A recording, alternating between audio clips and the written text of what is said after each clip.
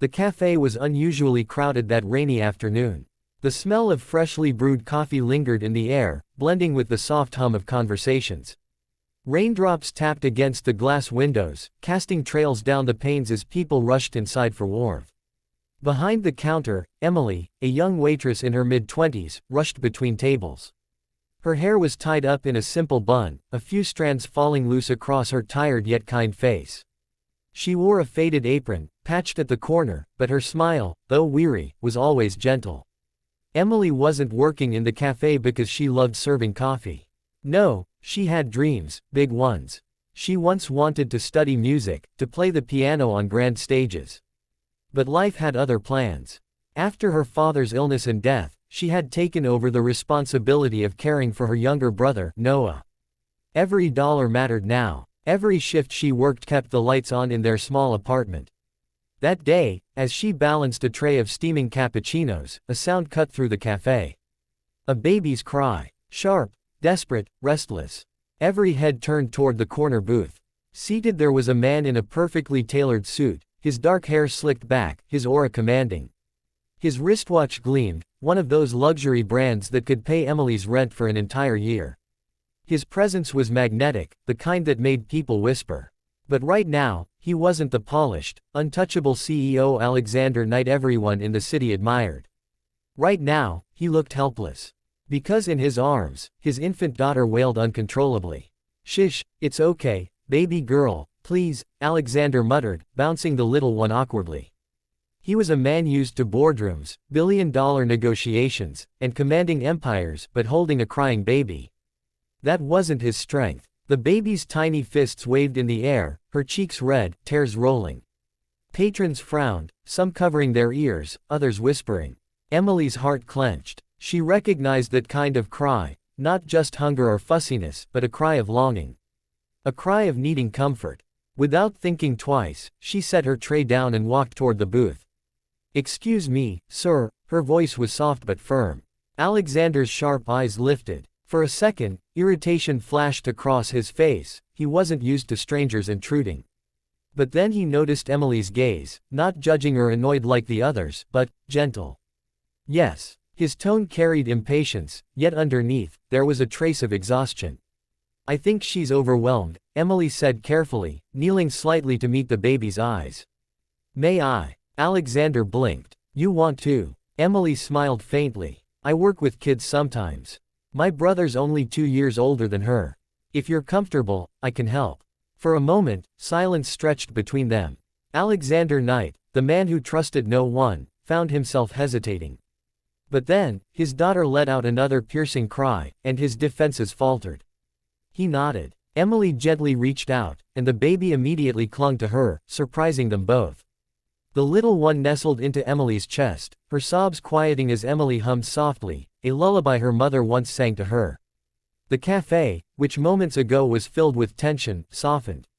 People watched in awe as the restless baby finally stilled, eyes fluttering closed against Emily's warmth. Alexander exhaled, a mix of relief and disbelief crossing his face. How did you do that?" Emily chuckled softly, rocking the baby in her arms. "Sometimes, they don't want much. Just comfort. Just love." Her words hit him deeper than she realized. For Alexander, love was complicated. His wife, the baby's mother, had passed away during childbirth. Since then, he had been raising his daughter alone. Burying himself in work, hiring nannies, doing everything except giving her the tenderness Emily just showed so effortlessly. He stared at the waitress, a stranger, someone far removed from his world of wealth and power, and for the first time in months, he felt something shift. Emily gently placed the now sleeping baby back into his arms. There. She just needed to feel safe. Alexander's lips parted, but no words came. His usually sharp tongue was at a loss. She gave him a small smile. "Enjoy your coffee, sir."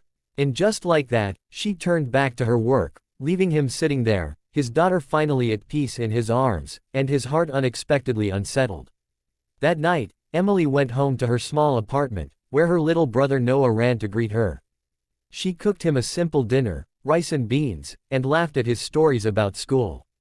But as she tucked him into bed, her mind drifted back to the café. To the baby's warm weight in her arms. To the way Alexander Knight had looked at her, as if she had done something impossible. She shook her head, scolding herself. Don't be silly, Emily. He's a millionaire CEO. And you're just, you. But fate, she didn't know, had only just begun weaving their story. The rain had stopped the next morning, leaving the streets washed clean, glittering under the pale sun. For Alexander Knight, it should have been just another day filled with meetings, contracts, and endless numbers. But it wasn't. Because no matter how many spreadsheets his assistants handed him, or how many phone calls demanded his attention, his mind kept drifting back. To her, the waitress with kind eyes. The one who had held his baby as though she were her own. The one who, with nothing but a lullaby and warmth, had achieved what he, the man who could buy anything, could not. Emily. He didn't even know her last name. And yet, her image kept returning to him like a song he couldn't shake. By midday, Alexander found himself staring at his daughter, Olivia, as she slept in her office nursery. He brushed a gentle finger against her tiny hand and whispered, "You liked her, didn't you, sweetheart? You calmed down, because of her." It had been months since he'd seen Olivia that peaceful in public. Against his better judgment, he decided to return to the café. Meanwhile, Emily was wiping down tables after the breakfast rush. The café was quiet, save for the soft music playing from the old radio. She hummed under her breath, unaware of the black car pulling up outside. When Alexander walked in, tall, commanding, exuding wealth even in a simple navy suit, heads turned. He wasn't the kind of man people ignored. Emily froze when she spotted him. He was the last person she expected to see again. "Good morning," she greeted politely, though her voice carried a nervous tremor. Alexander's eyes softened when they met hers. He gestured to the counter. "May I sit?" Emily blinked. "Of course. Any table you like." But instead of heading to a corner booth like before, he took a seat directly at the counter, right across from her. "I owe you a thank you," he said, his deep voice quieter now. "For yesterday." Emily shook her head quickly. "You don't owe me anything, Mr. Knight. Any decent person would have done the same." "Decent," he murmured, almost to himself. He wasn't used to people treating him like just another man. Most bowed, flattered, or tried to gain something from his name. But she simply helped. No expectations. No hidden motives. "I didn't know what to do," he admitted after a pause. "Olivia, she doesn't take to strangers. Not even her nannies. But with you," his eyes softened. "She trusted you." Emily glanced down, suddenly shy under his intense gaze. "Sometimes babies don't care about money, titles, or appearances. They just feel." Maybe she felt my heart. Those words pierced him. For a moment, Alexander was silent, studying the girl in front of him. She wasn't glamorous. She wasn't trying to impress. Yet, he couldn't remember the last time someone's words felt so true. He found himself asking, "When do you finish your shift?" Emily looked surprised. "Why? I'd like to thank you properly." "Dinner, perhaps." Her cheeks warmed. "Dinner. With him." She quickly shook her head. "That's kind, but, no. I don't think that's a good idea." Alexander frowned slightly. He wasn't used to rejection. Especially not from someone who had no idea how powerful he was. "Why not?" Emily smiled faintly, though sadness lingered in her eyes. "Because our worlds are too different, Mr. Knight. You belong to skyscrapers, private jets, boardrooms. I belong to this café.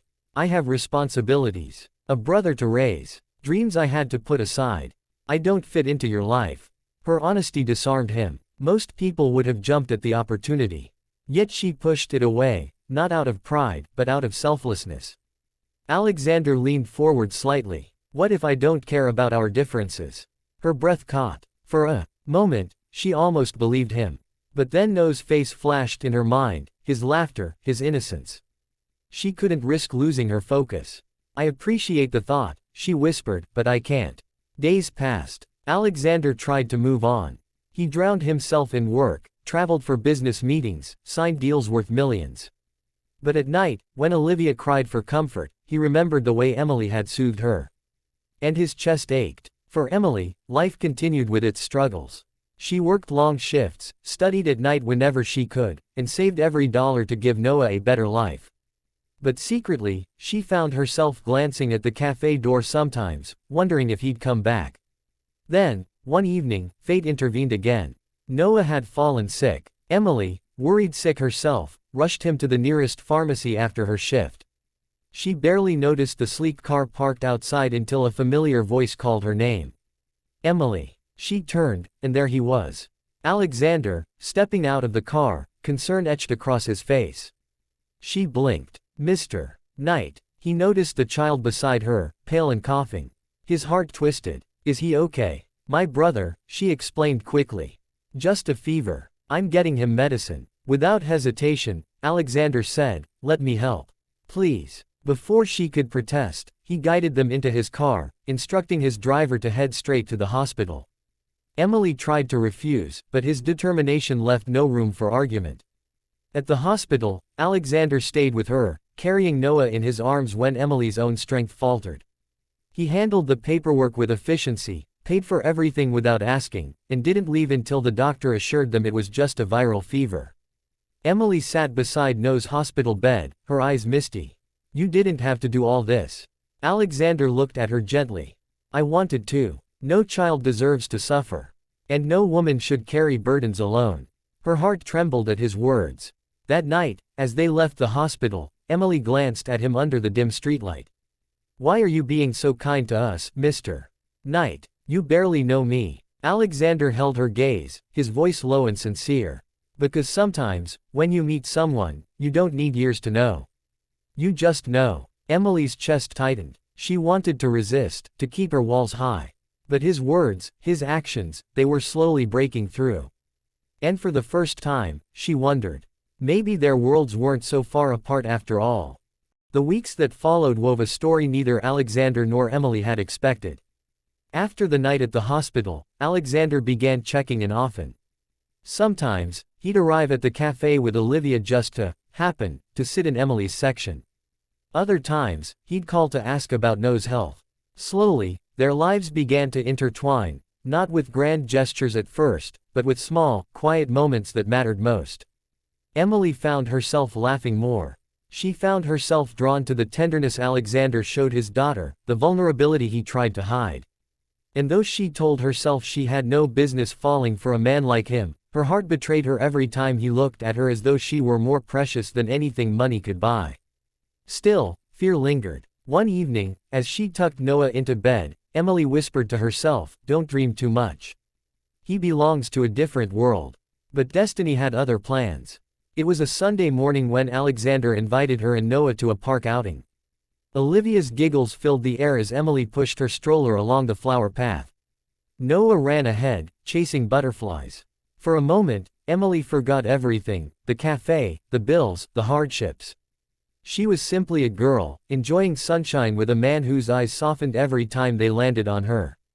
Alexander watched her with quiet admiration. You're good with her, he murmured as Emily lifted Olivia and spun her gently in the air, making the baby squeal with joy. Emily smiled, cheeks flushed. She's an angel. She hasn't laughed like this since. His voice trailed off, shadowed by grief. Emily placed a gentle hand on his arm. Since her mother. He nodded. The pain in his eyes was raw. I failed her. I couldn't save her. And since then, I've been failing Olivia too. Don't say that, Emily whispered firmly. You're doing your best. That's all any of us can do. She doesn't need perfection, Alexander. She needs you. Her words sank deep, healing places he hadn't let anyone touch. For the first time in years, he felt understood. And without meaning to, his hand brushed hers. Their fingers lingered. Their eyes locked. The world seemed to pause. But Emily quickly pulled back, her heart pounding. She couldn't let herself fall further. The following week, everything came crashing down. Emily's manager at the cafe, jealous of the attention she received, whispered rumors. Other waitresses gossiped. She's chasing the CEO. She's aiming high. Customers stared, judging her every interaction with Alexander. Emily felt the weight of their words pressing her down. That night, she sat at the kitchen table, staring at unpaid bills, feeling the sting of shame.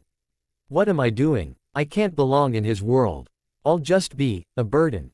When Alexander came by the next day, inviting her to dinner again, she shook her head. No, I can't keep doing this. Confusion crossed his face. Why not? Because people are talking. Because I'm not enough. You deserve someone who belongs by your side, not a waitress struggling to raise her brother. His jaw tightened. Do you think I care what people say? You should, she whispered.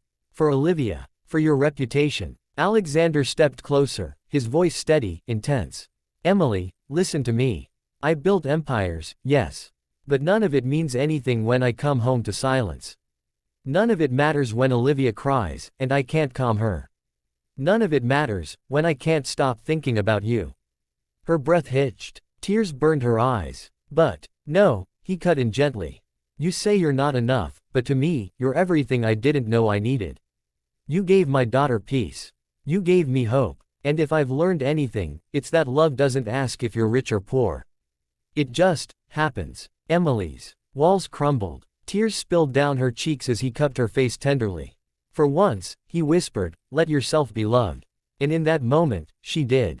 She let his lips meet hers in a kiss that was not just passion but promise. A promise of healing, of belonging, of a future neither of them dared dream of before. Months passed, and their bond deepened. Emily moved carefully into Alexander's world, still working at the café part-time, refusing to let go of her independence. Alexander, in turn, embraced Noah as though he were his own, guiding him, supporting his schooling, laughing with him. Together, they became something neither wealth nor struggle could define, a family. At Olivia's first birthday, as Emily held her in her arms and Alexander stood beside her, their friends and family gathered. Laughter filled the mansion that once echoed with silence. And Emily realized, love had rewritten her story. She was no longer just a poor waitress. She was a woman who had been brave enough to hold a crying baby, who had unknowingly unlocked a billionaire's heart, who had found not only love but also a home. The baby who once cried restlessly in a cafe now giggled under the warmth of two people who loved her deeply. And as Alexander whispered into Emily's ear that night, "You are my miracle," she finally believed that sometimes, the most unthinkable moments lead to the most beautiful forever.